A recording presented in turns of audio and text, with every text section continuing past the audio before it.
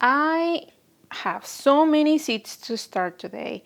I am going to put a list on the screen of every single thing that I am starting and the timestamp for that. So if you just want to jump into Basil or Milkweed or Marigolds or Strawflowers, that you can just see where that is. Or if you just want to enjoy the whole video, it's probably going to be a long one because I have quite a few things and I'll try to explain why I'm using what. But everything here that you see, it should be started today, and let's get started.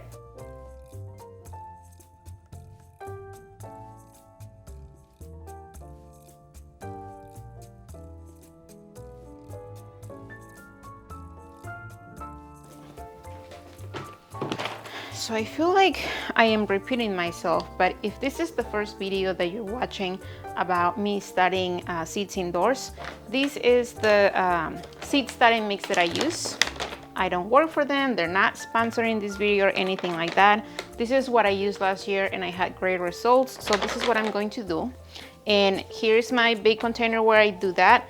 And I start by adding water to my seed starting mix because it's more manageable that way. It's not soaking wet. You're not gonna get any water when you squeeze, but it's more manageable than having this dry, fluffy stuff. And there's no way around it, you guys. You're just going to have to get messy. So I am going to start with the sugar Snappies.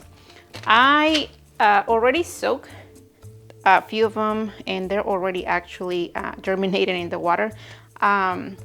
You can do it for a couple of hours, you can do it for a whole day, however time you have available. I left mine all day, a little bit over a day, and the seeds are already kind of germinating there. And what I'm going to do is, because sugar Snappies can go outside early and they can handle the cold, I just want to give them a head start inside. Because what I noticed last year when I put them directly in the container outside was that they took a long time to germinate. So I just want to see if they will germinate better inside, and I will probably have them here for about a couple of weeks and then just move them outside. I said very carefully I'm going to put one on each container here.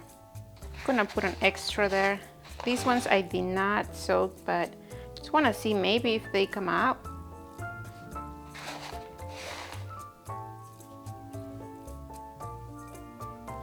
And I already have the labels on them, sugar Snappies, and the date. Okay, so next are Cannas, and I save the seeds from the Cannas from last year. These are the ones that I saved, so I am hoping, fingers crossed, that these come back for me. And I soaked the seeds for about 4 days total. But before I start soaking the seed, I have to make sure that I file a little bit of the seed on the side to make like a little indentation, to make like a little scratch. Basically, that's what scarification is, so that when I soak them, the water can get through the seed, because the coating of the seed is really, really thick. So Cannas are one of the few seeds that I have to do this for. And on a couple of containers, I'm gonna have to get 2 seeds, and that's okay. I'm okay with them having 2 plants per container. I will be potting these up when they are big enough to go into a bigger container. And then next I have Nicotiana. I have 2 kinds. One I got from Johnny's. It is called Bronze Queen. I think this is like a reddish color. And my friend Brad sent me lime green Nicotiana. So apparently Nicotiana needs light to germinate, according to the instructions on the package. And the seeds are tiny, tiny, tiny.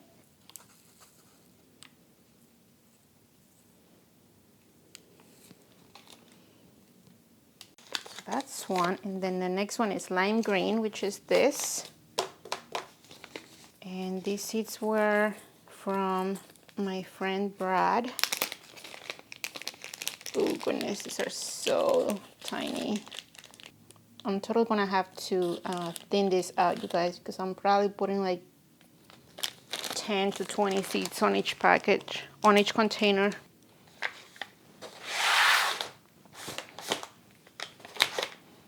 So I have one whole tray of the same size containers here. They're all going to go under my shelves. So I am definitely gonna have to figure out all of my shelf situations right now. I have a bunch of them empty. I just have a lot of stuff on them. Containers, there's storage for other things, and I'm just gonna have to clean that out, but I'm going to keep on going. Next is thyme. These seeds are from last year. So I am going to start by trying little bunches. So I'm gonna start a little bunch here.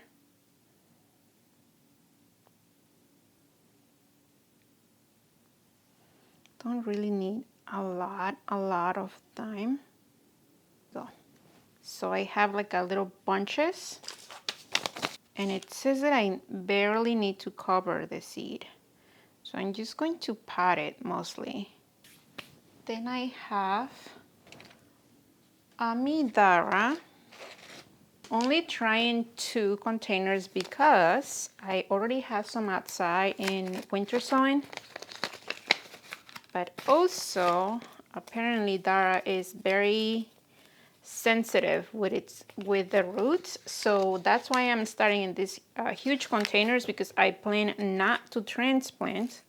I don't want to disturb the roots, and I'm going to put 3 seeds per container just in case.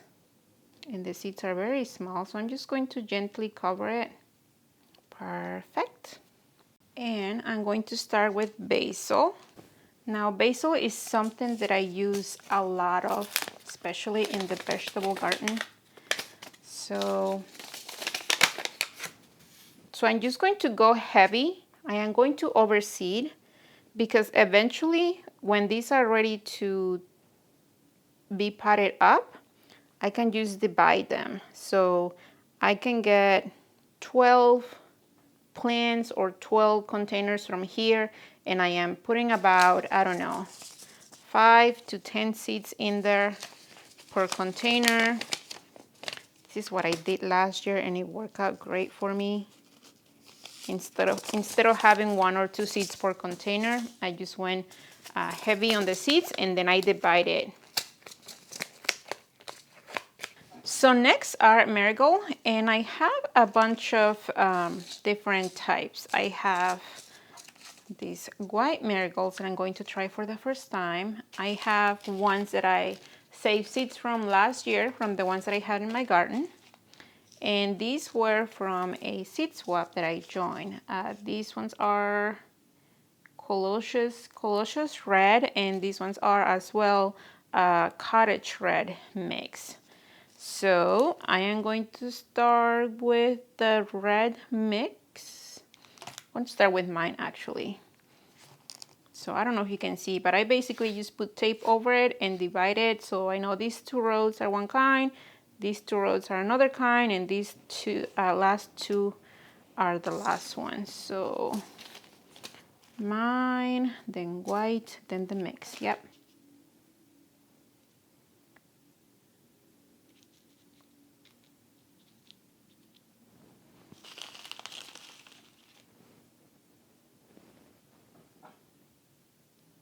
So I'm going to go 2 per container.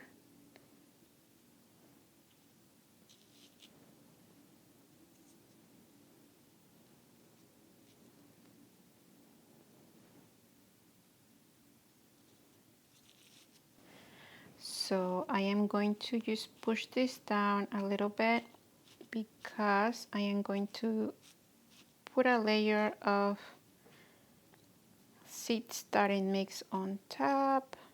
This guy does not want to stay in there.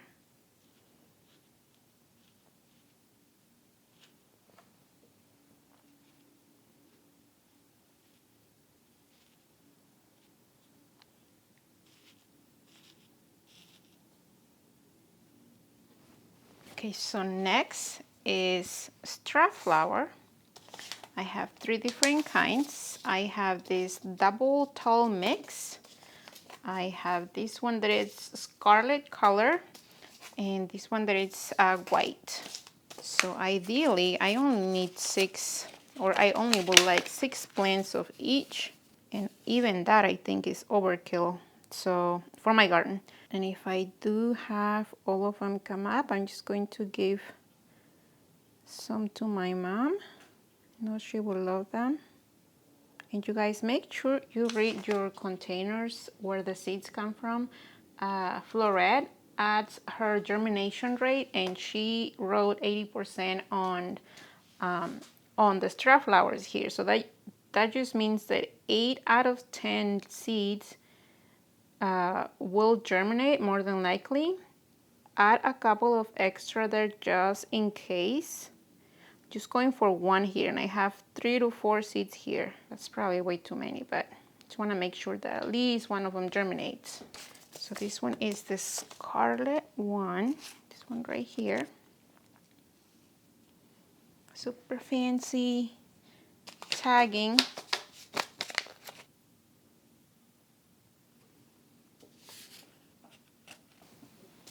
And then lastly, it's the white one. I don't have a lot of white flowers in my garden, so this one will be a nice addition.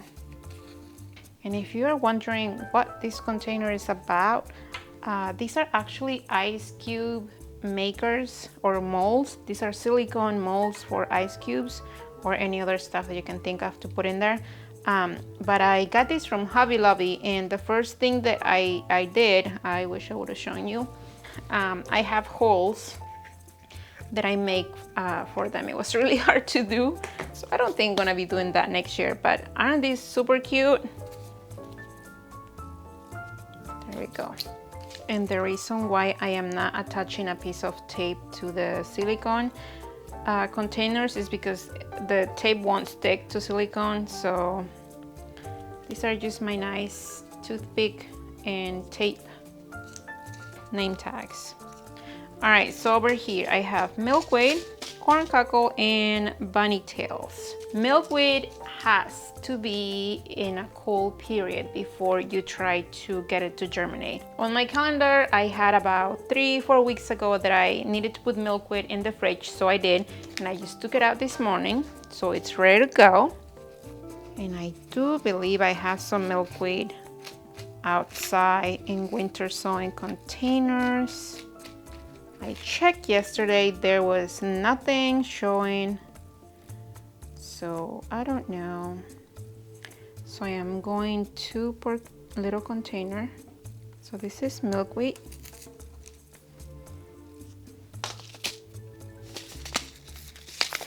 And I never heard of this flower corn cockle, but it looked amazing on Florette's website, and of course I grabbed some seeds.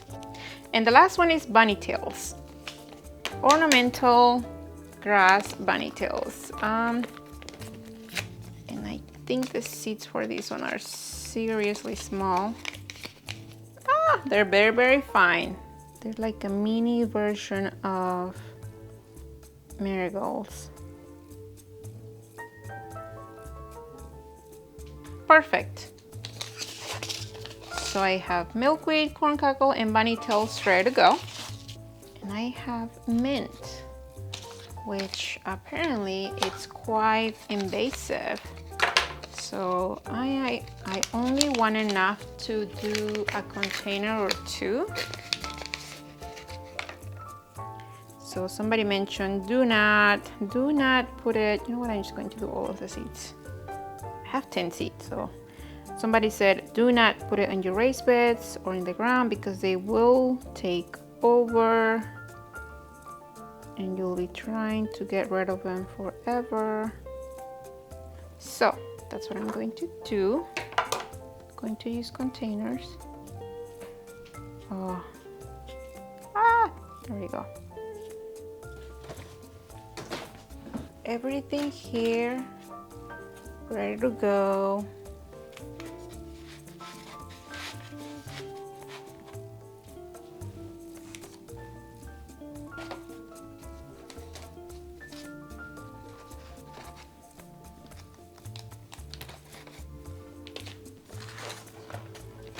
So I have everything basically ready. I already put some things underneath the lights. Whew. So that was a lot of work, you guys. This is all I have for you today. I hope that you guys are enjoying the videos. If you are, maybe share the video on your social media and don't forget to subscribe. Until the next video.